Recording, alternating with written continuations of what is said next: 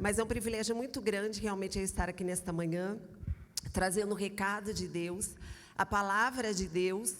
E eu sei que o Espírito Santo vai falar muito aos nossos corações, como tem falado no meu durante esses últimos dias, sobre a palavra que eu vou ministrar, como falou no meu coração nesta manhã quando eu orei, porque nós pregamos primeiro para nós.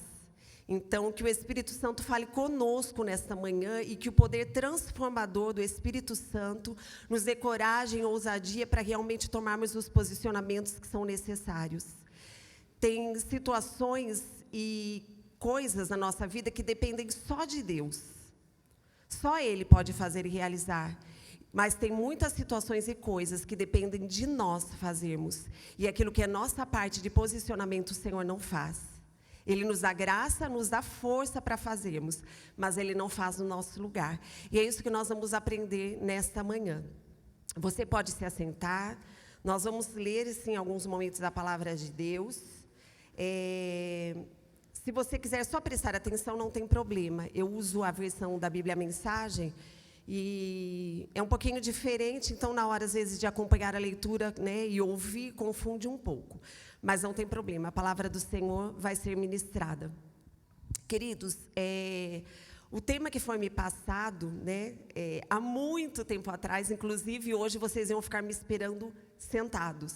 Se eles não me lembram que era eu que ia pregar, gente, eu não lembrava. Por quê? Eram os 12 dias de janeiro, né? 12 dias para... Como que é? 12 dias para 12 meses. Então, era em janeiro, mas devido à pandemia fechou tudo. E aí ficou decidido que cada preletor, né, que tinha sido convidado para pregar, ia pregar um dia, o primeiro domingo de todos os meses. Só que você imagina, isso foi em novembro do ano passado, acho que foi a reunião. E o meu mês caiu em setembro, eu nem lembrava que eu tinha que vir pregar para vocês. Vocês iam esperar sentados, literalmente. Mas, graças a Deus, que me lembraram, aqui estamos nós. E o meu tema é Céus Abertos sobre os Relacionamentos. É muito interessante porque a gente não vive sem se relacionar. O relacionamento faz parte da nossa vida desde que a gente está no ventre da nossa mãe. Ali já começa um relacionamento da mãe com o filho, né? Que canta músicas para acalmar o neném na barriga, que não pode passar nervoso, que tem que comer uma alimentação correta para ser saudável, para as vitaminas corretas para o bebê. Enfim, nós... A partir do momento que somos gerados, nós já estamos nos relacionando. E eu quero trazer aqui hoje a ideia de que o lugar que nós mais nos relacionamos é dentro da nossa casa, é na nossa família, é no nosso lar. Por quê, queridos? Lá dentro, nós somos quem realmente nós somos, certo? Porque eu não vou, ou você não vai, sair para trabalhar e gritar com o seu patrão, e descontar no seu patrão, na sua patroa, e dar piti no seu lugar de trabalho, no seu local de trabalho, com as pessoas que trabalham com você, porque certamente você vai perder o seu emprego. Certamente você será mandado embora. Você não vai sair dando piti, ou sendo agressivo, ou sendo chato, ou sendo mal-humorado com as pessoas que cercam você. Porque, queridos, na rua, nos lugares que nós vivemos, convivemos, estamos, por mais que existam situações que a gente não goste, que a gente não engula, que a gente não ache bacana, ou dias que as mulheres, no caso, estão de TPM. Queridos, quando eu estou de TPM, nem eu me suporto. Eu sou muito chata. E é uma coisa incontrolável. Eu mesmo falo, nossa, acho que está para descer para mim. Sabe, tipo assim, porque é algo fisiológico, é algo da natureza da mulher. Tem algumas que não tem. Eu sou uma mulher chata. Meu marido fala, você está de TPM, né? Você está muito chata. Meus filhos sabem quando eu estou de TPM. Só que, quando nós estamos convivendo com as pessoas de fora, ou no nosso ambiente de trabalho, ou na rua, enfim, a gente engole seco, a gente engole o choro, a gente engole aquilo que a gente tem vontade de falar, a gente respira fundo, a gente faz cara de paisagem. Mas quando nós chegamos dentro da nossa casa, nós podemos realmente ser quem nós somos, porque as pessoas vão nos amar de qualquer jeito, de qualquer forma. Então, às vezes, a gente não pode descontar na rua, a gente chega em casa, a gente é grosso com os filhos, dá patada no marido, o marido dá patada na esposa e desconta, coisas que a esposa, às vezes, não está nem sabendo do que aconteceu, o que foi. Mas, ali dentro da nossa casa, nós podemos realmente ser quem nós somos, porque as pessoas vão continuar nos amando. Você já escutou uma frase que diz assim, a gente machuca e fere as pessoas que a gente mais ama? É justamente por isso, porque com eles a gente pode ser quem a gente é. Se a gente está de TPM, a gente está de TPM. Se a gente não está bem, a gente não está bem. E quantas vezes a nossa consciência pesa? Hora que os filhos vão dormir, hora que o marido já está de bico, aí você fala, nossa, gente, descontei na pessoa errada. O que meus filhos tinham a ver? Não era nem com eles a situação. Dentro da nossa casa, é o maior ambiente de relacionamento e que nós precisamos cuidar, porque a palavra de Deus nos diz, e o Senhor nos ensina, né, que a nossa primeira igreja é dentro da nossa casa. Não adianta nós termos anjos para fora e demônios dentro de casa. A nossa primeira igreja é dentro da nossa casa. O lar foi a primeira instituição divina e Deus ama a família.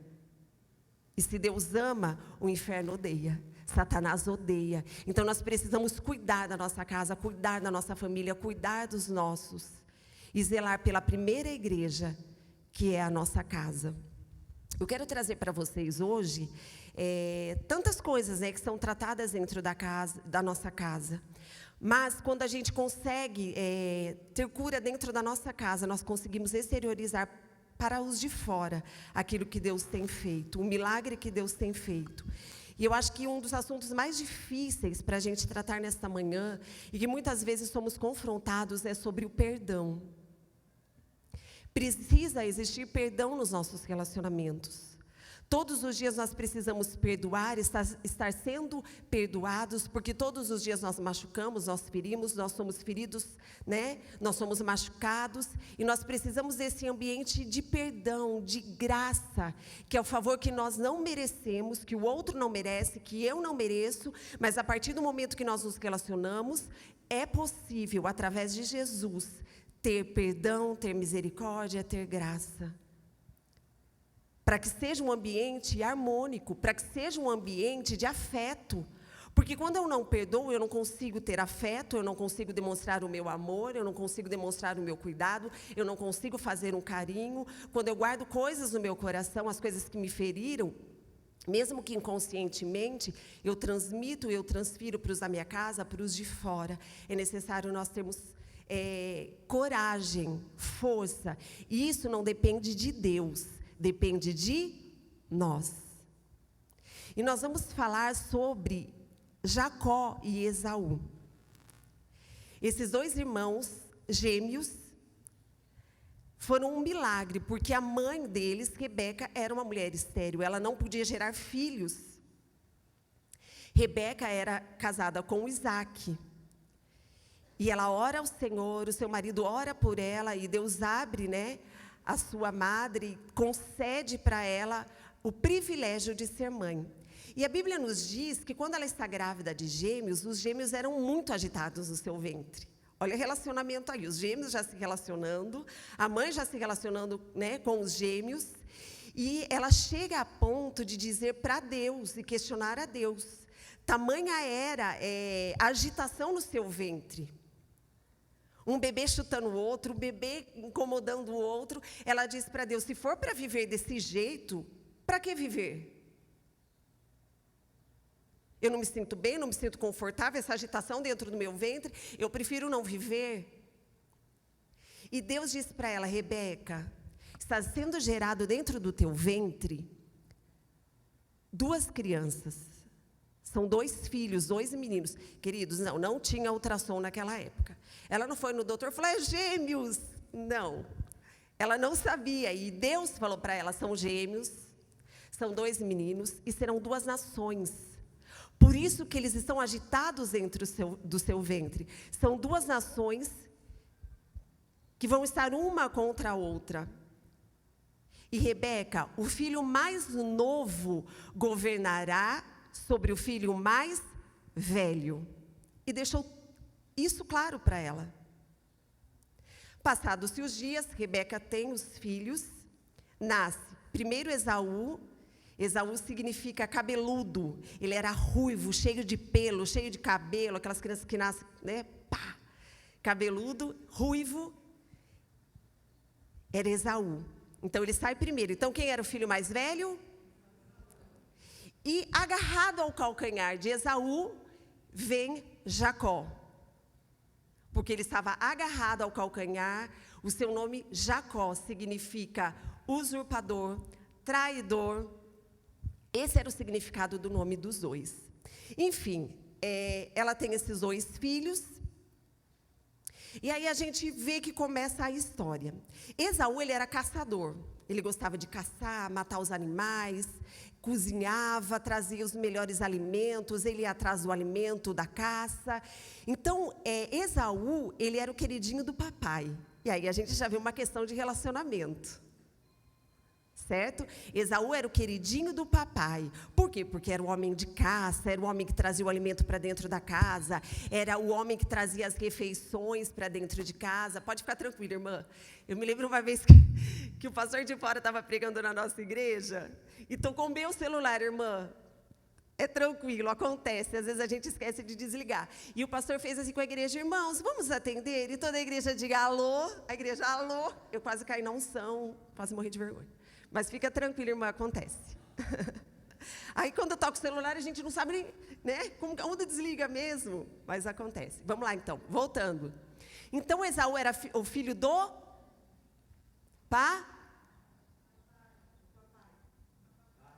papai, certo? Porque ele era o caçador, ele trazia os melhores alimentos, a caça, enfim. E Jacó era aquele que gostava de ficar dentro das tendas, debaixo da saia da mamãe. Então, Jacó era o filho queridinho da... Aê, agora o coral ficou melhor. Exatamente.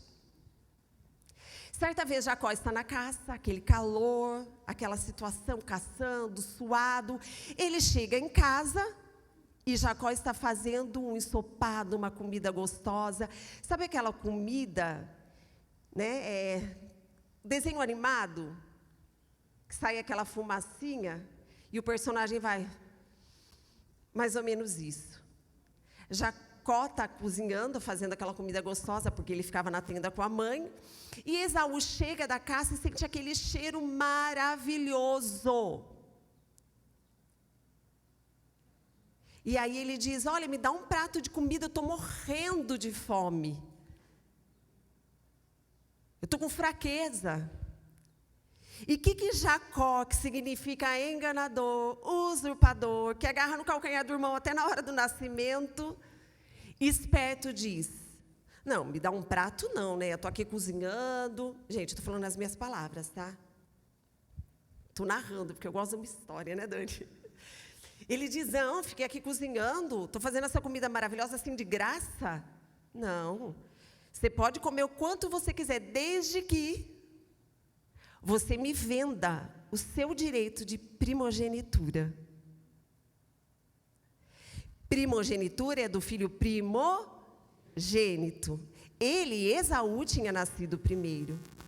E o direito de primogenitura era direito do filho mais velho. Do filho que iria ficar no lugar dos pais, que ia receber a maior herança. Era um direito de Esaú. E o que Jacó faz? Eu te dou o prato de comida, está cheirando bom, não está? Desde que você me venda a sua primogenitura. Relacionamento, interesse. Quantas vezes a gente é assim, age com os nossos por interesse, por troca, por barganha. Faz esperando do outro retribuição. Mesmo que a gente não fale, a gente não faz assim: faço tudo por ele, vê o que faz por mim. Vê se pelo menos um muito obrigado. Vê se enxerga as coisas que eu fiz. Queridos, eu sei que é difícil, porque eu sou mulher e sou dona de casa.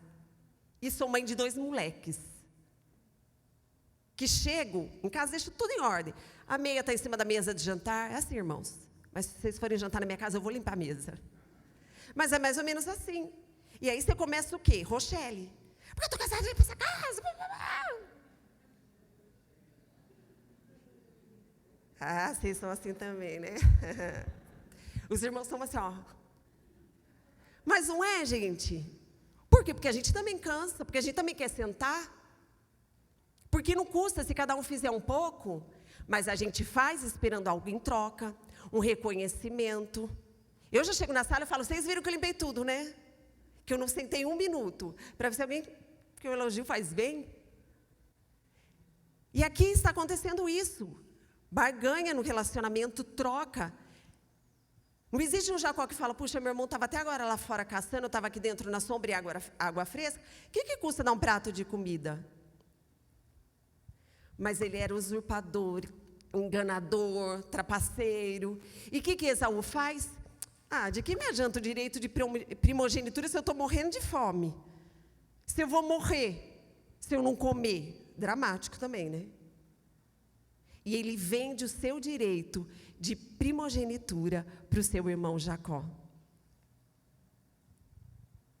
E aí a situação continua correndo a situação, um caçando, outro dentro da tenda, até que Isaac, o pai dos dois, já está muito velhinho, muito de idade avançada, já não enxerga mais muito bem, né? Já está ficando ceguinho, velhinho, totalmente debilitado. E naquela época eles viviam 100 e lá vai cacetada de anos. E ele chama Esaú, que era o filhinho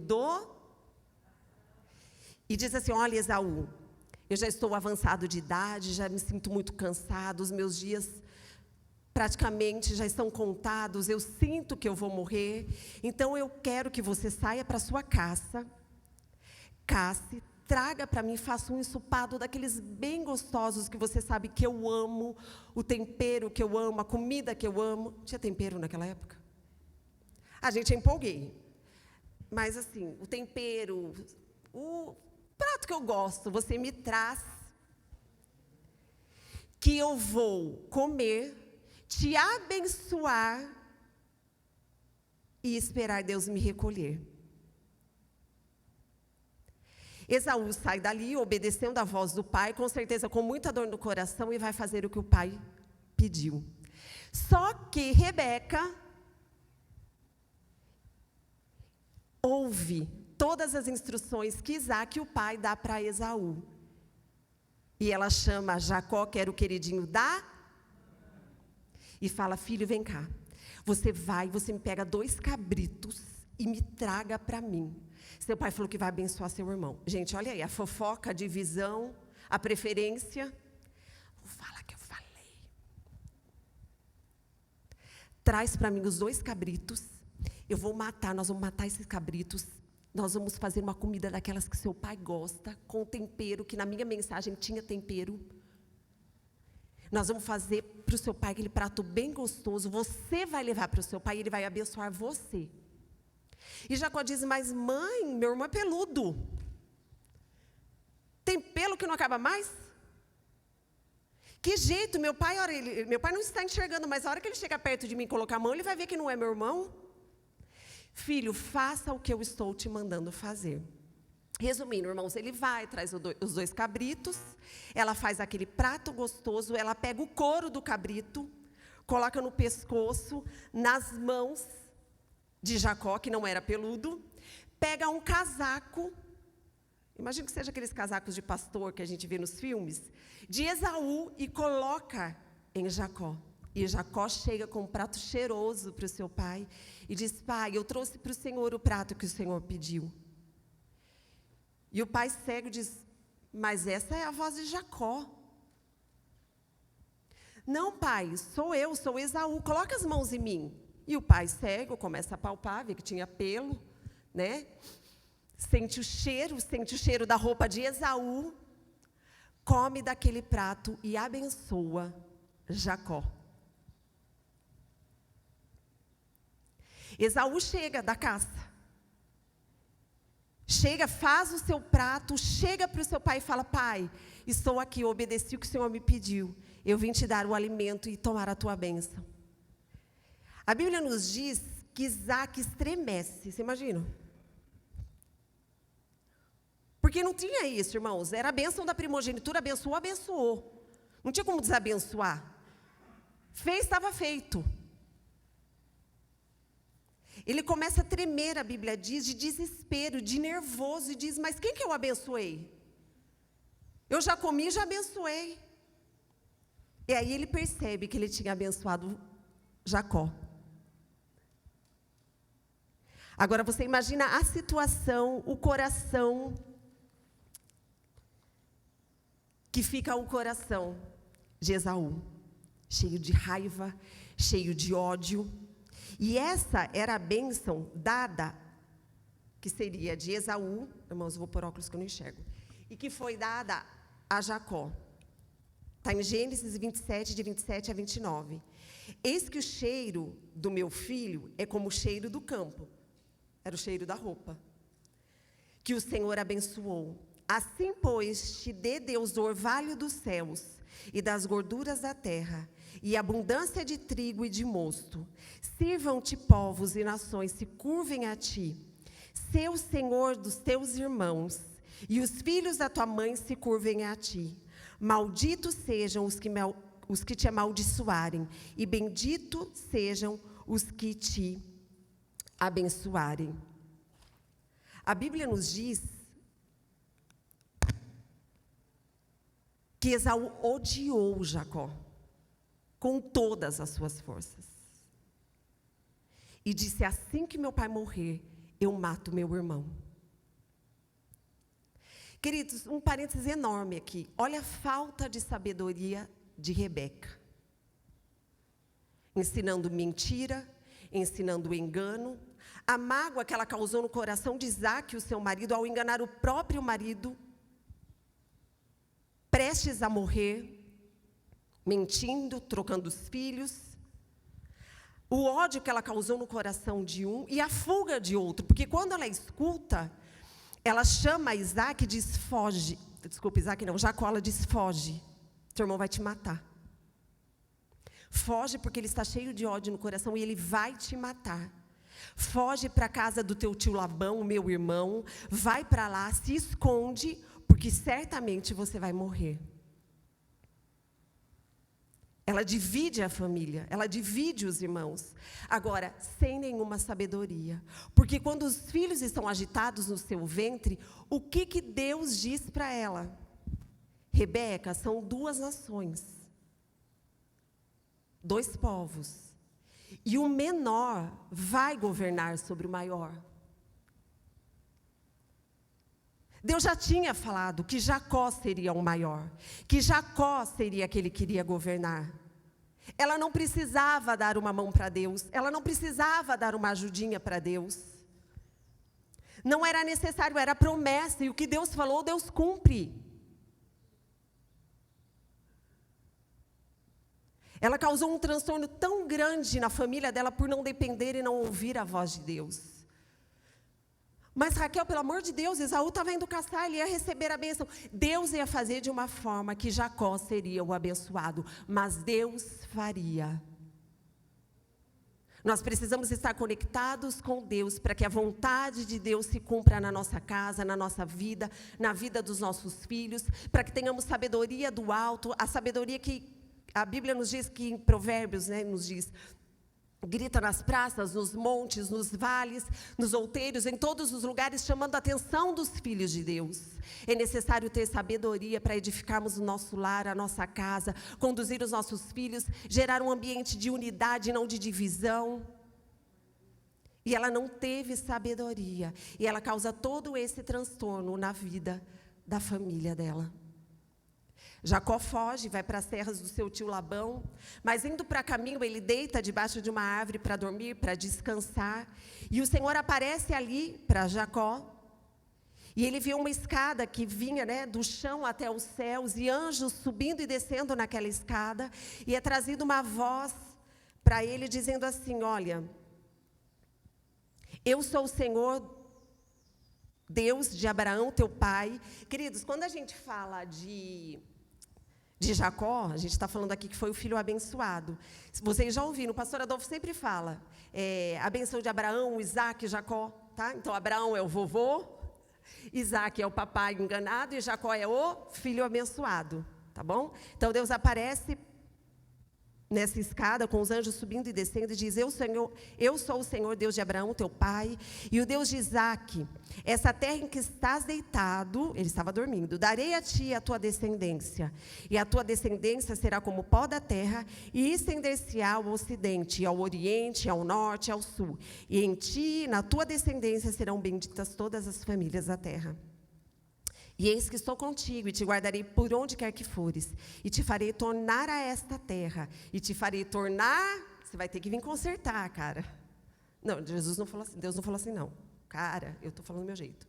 Mas você vai voltar a esta terra.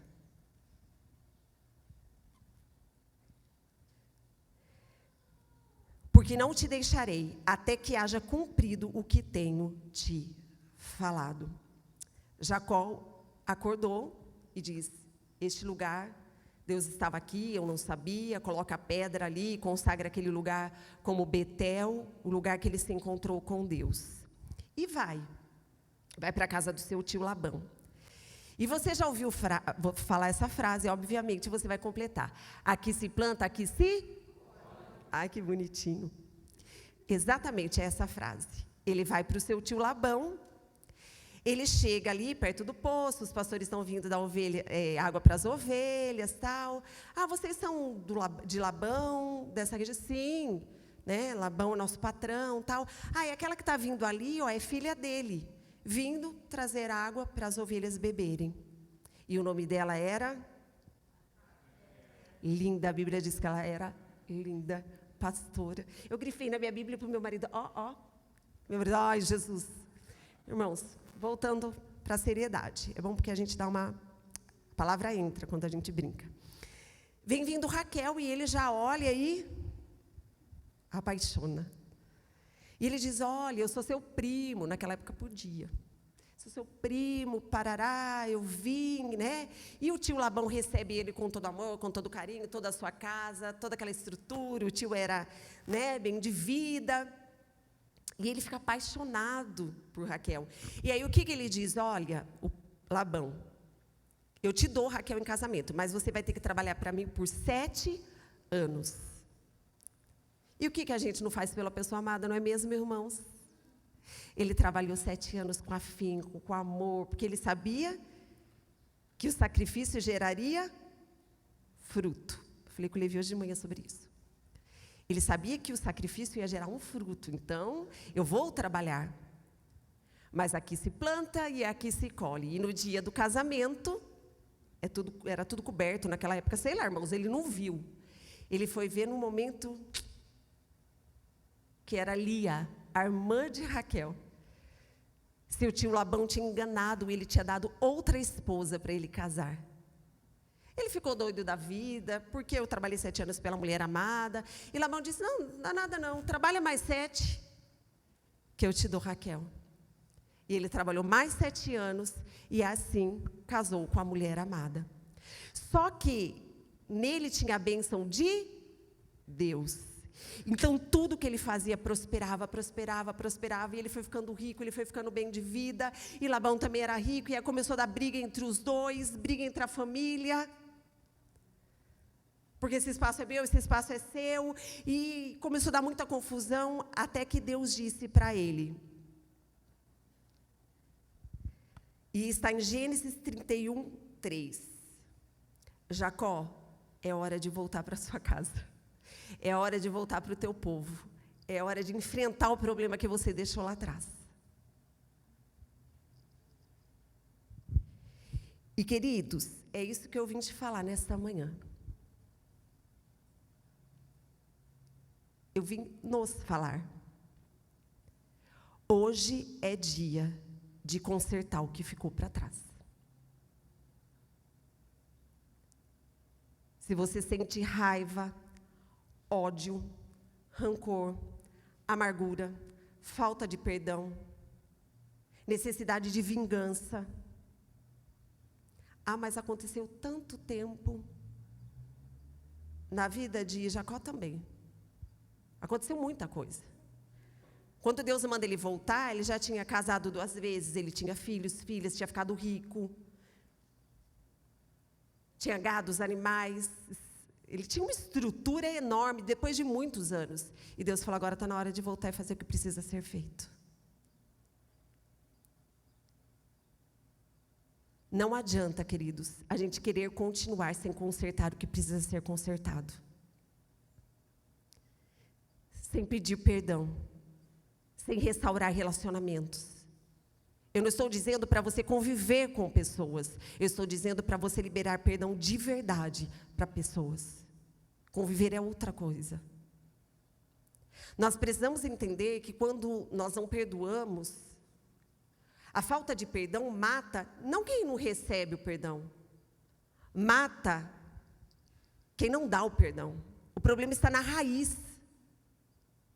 Se você não perdoa, o problema está em você. Se eu não perdoo, o problema está em mim. Eu estou presa a essa pessoa. Eu estou morrendo dia após dia. E a falta de perdão gera muitas coisas na nossa vida. Muitas coisas horríveis, muitas coisas ruins, muita falta de bênção e de cuidado. Jacó, ele não tinha nada contra Esaú. Só que ele precisava voltar e restabelecer o seu relacionamento. Quem tinha contra ele ódio, sede de vingança era Esaú. Esaú tinha sido enganado. Enganado não, né, irmãos? Porque cá entre nós, quem vendeu o direito de primogenitura foi Esaú. Por pouco, mas vendeu. Eles fizeram um juramento. Então tá, dá o prato de comida, tá aqui minha primogenitura. Eu te vendo por esse prato. E juraram ali. Então, na realidade, Esaú não tinha tantos motivos assim para estar bravo. Ele vendeu o seu direito. Mesmo que por pouco. Mas acredito eu que ele não se lembrava desse detalhe. Cheio de ódio estava Esaú. Mas era necessário Jacó voltar para reencontrar. Porque quem fere não se lembra. Mas quem é ferido não esquece. E Esaú não esquecia. Jacó precisava voltar e consertar e colocar em ordem a sua casa. Agora, cá entre nós, que situação, né? Querido, você já precisa colocar em ordem uma situação? De pedir perdão, ou de relacionamento, da dor de barriga. Não dá? Porque diz a Daniela que o intestino é o segundo cérebro. Aí você começa a pensar, você já começa. Da dor de barriga. A mão começa a suar frio. Já começa a dar ânsia, começa a mexer com o físico, já começa a dar desespero. Porque, como que eu vou olhar na cara? Tantos anos, pastora. Como que eu vou enfrentar? Como que eu vou falar? Faz tanto tempo que eu não olho nem na cara, que eu não converso, que eu não conserto. Queridos, eu estou falando desde coisas grandes como coisas simples. Talvez hoje você saia andando piti com seu marido em casa. E saiu meio. Vai voltar lá e vai consertar hoje sim. Porque é possível com Cristo.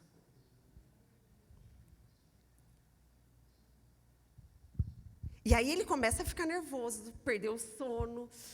Porque Deus mandou, agora vai ter que ser. Quantos anos que eu não vejo meu irmão, ele queria me matar.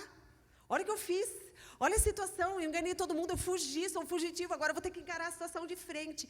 E ele começa a se agitar, né? E aí, o que ele faz? Vou dar um agradinho, vamos adoçar a boca primeiro. Ele era muito rico, ele pega ovelha. Não, desculpa. Primeiro ele manda servos ir se encontrar com Jacó e avisar, com Esaú e avisar que ele estava chegando. Os servos vão, para ver toda a situação, voltam e falam assim. Sim, ele já manda presentes, desculpa, ele manda os servos, presentes, para já ir dando uma amolecida no coração de Esaú. Aí ele vai ver um monte de presente, um monte de ovelha, de rebanho, enfim, toda uma estrutura para receber ele, manda presentes, enfim, para agradar. Os servos vão levar, voltam e dizem assim, Jacó, ele está vindo ao teu encontro com 400 homens. Aí sim, né, irmãos? Você enfrentar só seu irmão é uma coisa, agora você enfrentar uma multidão, 400 homens. Você fala, pronto. E está ele ali com o seu rebanho, com as suas esposas. Quando ele recebe essa notícia, o que ele faz? Ele divide o seu pessoal em 2 grupos. Ele diz, se Esaú atacar um, eu tento salvar o outro. E aí eles estão ali indo de encontro, até que numa determinada noite ele não consegue dormir, ele manda todos os seus grupos para passarem para o outro lugar e fica sozinho. Porque ele não conseguia dormir, porque ele estava agitado. Então ele diz, atravessem o rio, vão na frente. E sozinho ali ele fica. E ali ele tem um encontro real com Deus. A Bíblia nos diz que ele luta com Deus até clarear o dia. Eu acredito que, sabe aquela luta que a gente tem? Que muitas vezes nós precisamos confessar os nossos pecados, as nossas culpas, a nossa vergonha, a nossa raiva, o nosso ódio, aquilo que nós somos. E ele luta com Deus, e ele luta com Deus, e ele vai colocando a vida dele ali, e ali aquela luta de confronto, porque eu acredito que aí foi sendo revelado para ele o caráter, o enganador que ele era, o usurpador que ele era, o aproveitador que ele era, o mentiroso que ele foi. E ali existe um confronto da presença de Cristo, de Deus na vida dele, com o eu dele mesmo, e ele agarra ali a presença de Deus e não solta, e clareia o dia, e aquele anjo diz, me solta, deixa, eu preciso ir, clareou o dia, e eu não solto enquanto você não me abençoar, me conceder aquilo que eu preciso, e eu não solto. Ele estava desesperado, que ele ia ter que encontrar o irmão, até que ele é ferido na coxa, e Deus muda o nome dele, de Jacó, que é enganador, usurpador, o que segura no calcanhar, para Israel, aquele que luta com Deus. Ali naquele encontro de confronto, ele é transformado, o seu nome é mudado, ele é marcado. E sai dali outra pessoa. Todas as vezes que nós nos encontramos com Deus, com a presença de Cristo, ele nos transforma. Hoje, nesta manhã, nós estamos aqui numa manhã de confronto. Numa manhã que o Senhor está indo no mais profundo do seu coração, em situações que até você deixou apagar, deixa esquecer, vou fingir que não sei, nunca nem vi. O Senhor está indo nessas situações e confrontando a sua vida nesta manhã, e mudando o seu nome, mudando a sua história, e mudando a sua vida. Que você saia desta manhã marcado por essa presença, que você saia daqui desta manhã como alguém que se encontrou com Cristo e foi transformado. Queridos, não foi isso que Jesus fez nas nossas vidas? Foi isso que Jesus fez por nós. E com Ele é possível fazermos. Jesus não disse apenas para nós, perdoados estão os teus pecados, eu te perdoo, tá? Para dizer perdoados estão os teus pecados, houve cruz. Houve sangue, houve sacrifício. Nós vamos cantar uma música hoje, na nossa comunidade, que diz assim, olha, aprovou o seu amor, morreu só por me amar, eu era o errado, mas tomou o meu lugar, que orgulho de você, Jesus, eu vou gritar que amo você. O errado era a gente. Ele não só chegou a perdoar, viu, Dani? Não, para te perdoar, eu vou ter que morrer.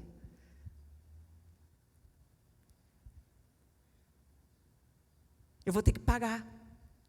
Alguém tem que pagar o salário do pecado, que é a morte. Alguém tem que morrer. O salário do pecado é a... Então, para ser pago, eu tenho que morrer.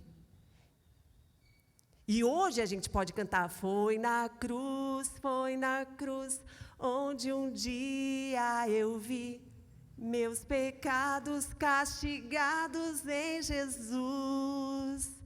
Foi ali pela fé que os meus olhos abri, e agora me alegro em sua luz. Alguém pagou. Mas ele era Cristo. E você é cristão, um pequeno Cristo na terra. Seja imitador de Cristo. Faça como Ele fez. É possível com a força e com a ajuda dEle na sua vida. É possível ser um pequeno Cristo na terra. E fazer a diferença. E entenda o seguinte, enquanto Deus estava tratando na vida de Jacó, ferindo, mudando o nome dele, mudando a vida dele. Deus estava trabalhando na vida de Esaú. Porque Deus é o mesmo, Deus vai preparar o caminho, Deus vai preparar o momento. Só que o posicionamento não depende de Deus, depende de você. Nós vamos ouvir uma canção que fala sobre perdão. E Baruque diz exatamente isso. Em ti eu tenho o que mais peço, perdão. Todos os dias. Todos os dias é necessário nós confessarmos os nossos pecados. E todo dia nós recebemos perdão. Quem somos nós para não perdoarmos? Não permita que a falta de perdão mate você. Eu não vou permitir que me mate. Eu quero ser livre. E eu só quero encerrar, que eu deixei de propósito esse versículo por último, que coisa linda. Quando Esaú recebe a bênção do pai, porque aí ele teve a bênção dele, não era a bênção da primogenitura, não era a primeira bênção, a bênção que seria dada para Jacó de qualquer jeito, segundo Deus, tá? Mas quando ele abençoa a vida de Jacó, ele diz assim, olha, isso não é muito bênção, né? Mas tudo bem. Você viverá longe da fartura da terra, afastado do orvalho do céu. Viverá pela espada que sempre estará na sua mão e servirá o seu irmão. Mas, quando não puder mais suportar a falta de perdão, o ódio, o rancor, sede de vingança, mas, quando não puder mais suportar, você se libertará e correrá livre. Ali estava o segredo do começo da vida de Esaú. Liberar, ser livre para viver o que Deus tinha para a vida dele. E a partir de hoje eu profetizo que diante do seu posicionamento você será livre. Eu profetizo isso na sua vida nesta manhã, em nome de Jesus, aquele que nos torna capaz de conseguir todas as coisas. Que Deus abençoe, queridos. Foi um prazer enorme estar com vocês de novo, viu? Deus abençoe vocês.